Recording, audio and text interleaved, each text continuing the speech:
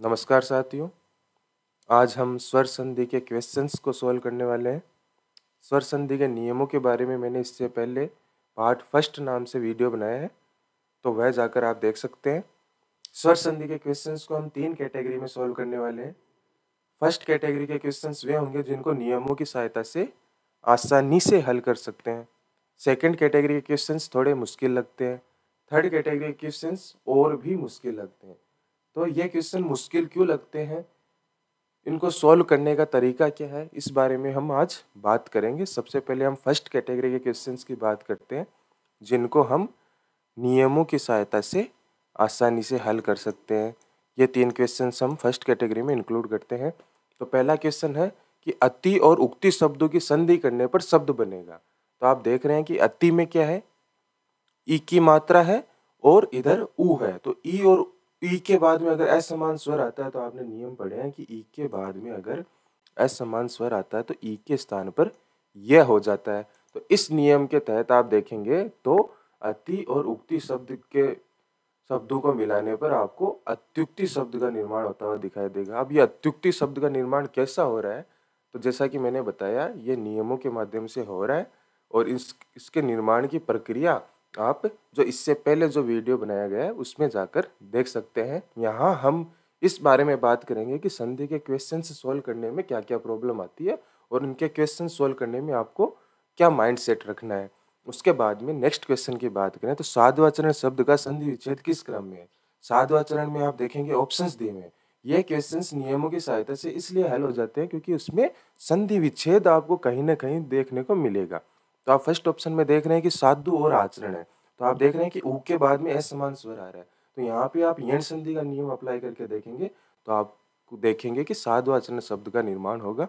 साध और आचरण से किसी प्रकार के संधि के नियम से साधु आचरण नहीं बन रहा है, तो आप इसी तरह से हर एक ऑप्शन में नियम अप्लाई करके देखेंगे तो यहाँ पे फर्स्ट ऑप्शन आपको सही दिखेगा। उसके बाद में नेक्स्ट क्वेश्चन की बात करते हैं। निम्नांकित में से सही संधि युक्त शब्द कौन सा है। तो यहाँ पर आप फिर से नियम अप्लाई करेंगे। गति और अवरोध, ई के बाद में असमान स्वर आने पर यह हो जाता है, तो ये गत्य अवरोध होगा नियमों से, ना कि गत्य अवरोध होगा। तो ये भी सही नहीं है। ऐसे ही अभी और इप्सा से अभिप्सा शब्द का निर्माण होगा, भी के अंदर ई की मात्रा बड़ी आएगी, तो ये भी नहीं होगा। ऐसे गुरु उपदेश बनेगा, ना कि गुरु उपदेश, तो ये भी गलत है। लघु में ऊ है, ऊ के बाद में ऊ आ रहा है, तो आपने दीर्घ संधि का नियम पढ़ा है कि बड़ा ऊ बन जाएगा, बड़ा ऊ बन रहा है, तो ये ऑप्शन सही हो गया। उसके बाद में आप देखेंगे सेकंड कैटेगरी के क्वेश्चंस। इन क्वेश्चंस में आपको शब्द दिए हुए होंगे और शब्दों में संधि पूछेंगे कि कौन से शब्द में कौन सी संधि है। जैसे कि गुण संधि का उदाहरण है, तो आपको शब्द दिए हुए हैं, आपको यह देखना है कि इनमें से गुण संधि कौन सी है। तो सबसे पहले आपके माइंड में यह रहना चाहिए कि कौन सी संधि से किस शब्द का निर्माण हो रहा है और उस शब्द में कौन सी मात्रा लग रही है। जैसे कि आप यहाँ पर देखेंगे गुण संधि से जो शब्दों का निर्माण हो रहा है उसमें ए, ओ और अर की मात्रा आप वहां पर देखेंगे। ए की मात्रा देखेंगे, ओ की मात्रा देखेंगे और अर ध्वनि आप वहां पर देख पाएंगे। तो इनकी सहायता से अगर आप क्वेश्चंस को हल करते हैं तो सबसे पहले आप देखेंगे कि यहाँ पर महोत्सव शब्द और अन्वेषण शब्द है। तो यहाँ पर आप देख पा रहे हैं कि ए की मात्रा आ रही है और ओ की मात्रा आ रही है। तो इससे आपको थोड़ा बहुत आइडिया लग रहा है कि यहाँ पर कौन सी संधि हो सकती है। यहाँ पर गुण संधि होने की संभावना है, लेकिन आपको इसे एक ट्रिक समझकर याद नहीं करना है। क्योंकि अब आप देखिए, अगर आप इसे ट्रिक समझकर याद करें तो यहाँ ए की मात्रा भी आ रही है, ओ की मात्रा भी आ रही है, तो कौन सा आंसर सही होगा। जैसे कि स्वागत शब्द है तो वहां पर आ की मात्रा आ रही है। अगर आप इसे ट्रिक समझे खाली कि आ की मात्रा आने पे दीर्घ संधि होगी, तो आप तो वहां पे दीर्घ संधि करेंगे, जबकि स्वागत में यण संधि होती है। तो कहने का मतलब है कि आपको इससे एक केवल अनुमान लगाना है कि यहाँ पर यह संधि हो सकती है। पूर्णतः संतुष्ट होने के लिए आपको उसका संधि विच्छेद करके देखना होगा।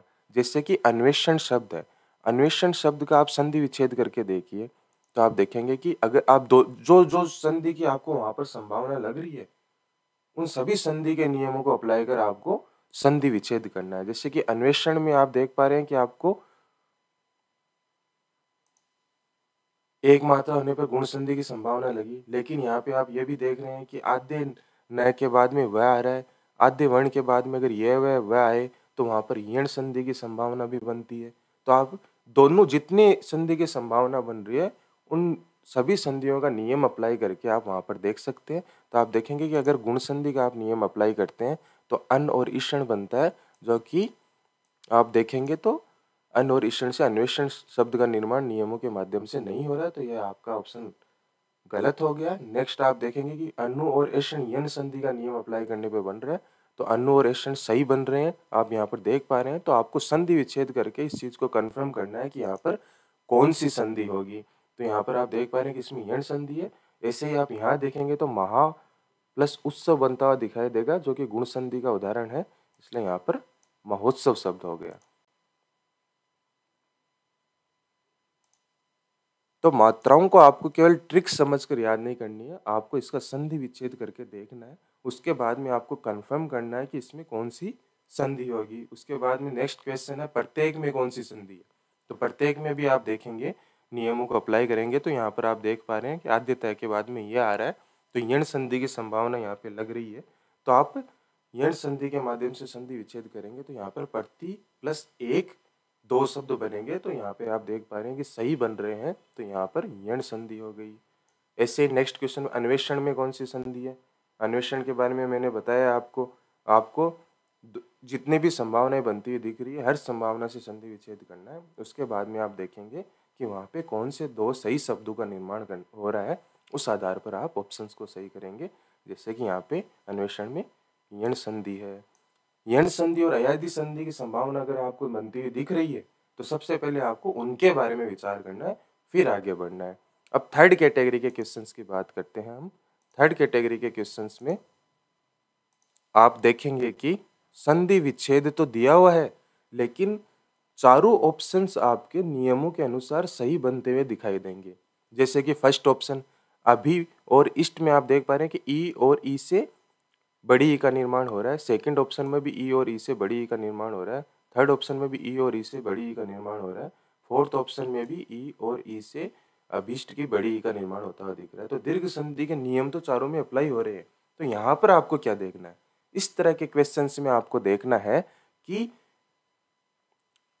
ये जो दो शब्द है इनमें से सही रूप शब्द का कौन सा है। जैसे कि आप देखेंगे कि सेकंड ऑप्शन में जो अभी में है, अभी में ई की मात्रा छोटी आती है और इष्ट में भी ई की मात्रा छोटी आती है। तो आपको ये शब्दों का जो वास्तविक स्वरूप है वह कैसे लिखा जाता है, इस बारे में नॉलेज होना चाहिए। इस नॉलेज से ही ये क्वेश्चन सोल्व होंगे। और ये नॉलेज कैसे होगा, आप ज़्यादा से ज़्यादा अभ्यास करेंगे इन क्वेश्चंस का, तभी आपको शब्दों की संरचना का नॉलेज होगा। तो यहाँ पे कौन सा ऑप्शन सही होगा, यहाँ पे सेकंड ऑप्शन सही हो जाएगा। प्रेक्षक में आप देखेंगे कि थर्ड और फोर्थ दोनों ऑप्शन में गुण संधि का नियम अप्लाई हो रहा है, लेकिन इक्षक में ई की मात्रा बड़ी होती है, ये आपको ध्यान में रखना होगा।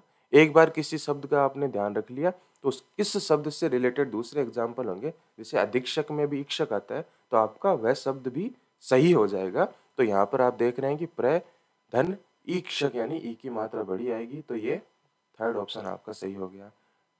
लास्ट क्वेश्चन की बात करते हैं, पराधीन शब्द का संधि विच्छेद किस क्रम में। तो आपको यह पता होना चाहिए कि पराधीन में पर और अधीन से पराधीन का निर्माण होता है, दूसरे के अधीन पराधीन। तो यहाँ पर फोर्थ ऑप्शन सही हो जाएगा। तो इस तरह के क्वेश्चंस में आपको शब्द की मूल संरचना पता होनी चाहिए। वह तब पता होगी जब आप ज़्यादा से ज़्यादा एग्जाम्पल सोल्व करेंगे, आप ज़्यादा से ज़्यादा शब्दों को लिखेंगे, उनकी प्रैक्टिस करेंगे, तो आपको जो बेसिक शब्द है उनकी मूल संरचनाओं के बारे में जानकारी हो जाएगी। तो इस तरह से संधि के क्वेश्चंस को अपन ने 3 कैटेगरी में डिवाइड करके सॉल्व किया है। इस वीडियो का टारगेट था कि क्वेश्चंस सॉल्व करने में आपको किस तरह का माइंडसेट रखना है, किस तरह की थॉट प्रोसेस रखनी है और क्वेश्चंस से डील आपको कैसे करनी है। नेक्स्ट वीडियो में हम व्यंजन और विसर्ग संधि के बारे में पढ़ेंगे। धन्यवाद।